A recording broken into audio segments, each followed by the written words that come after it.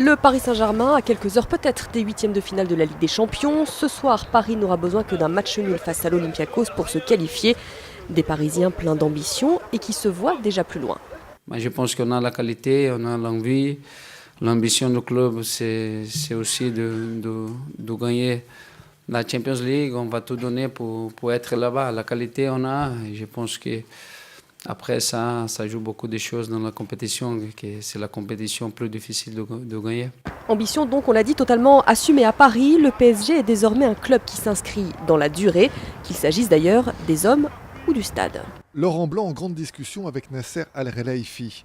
Difficile de savoir si l'entraîneur du PSG évoque son avenir avec le président du club parisien.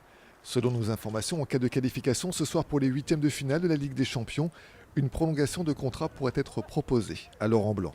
Mon avenir personnel m'intéresse, mais pour l'instant, permettez-moi de ne pas le partager avec vous. Mais je le partagerai s'il faut. Prolonger son entraîneur qui réussit est une façon pour le PSG de pérenniser son projet sportif avec toujours cet objectif de remporter un jour la Ligue des Champions. Autre symbole fort, les dirigeants qataris du club parisien vont débourser 75 millions d'euros pour la rénovation du Parc des Princes en vue de l'Euro 2016. L'accord avec la ville de Paris officialisé hier devrait permettre au PSG de rester ces 30 prochaines années dans son stade historique. Ça prouve qu'ils sont sensibles quand même aussi aux desiderata des supporters. C'est vrai que le Parc des Princes, c'est quand même le lieu mythique du PSG. Et donc voir Paris Saint-Germain rester dans son antre au Parc des Princes, c'est une belle chose.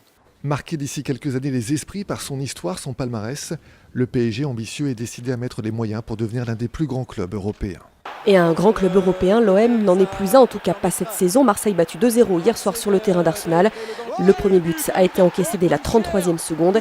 Les Marseillais n'ont toujours pas marqué le moindre point après 5 matchs et sont officiellement éliminés de toute compétition européenne. Dur à avaler. On est loin du niveau des grandes équipes européennes et qu'il faut travailler.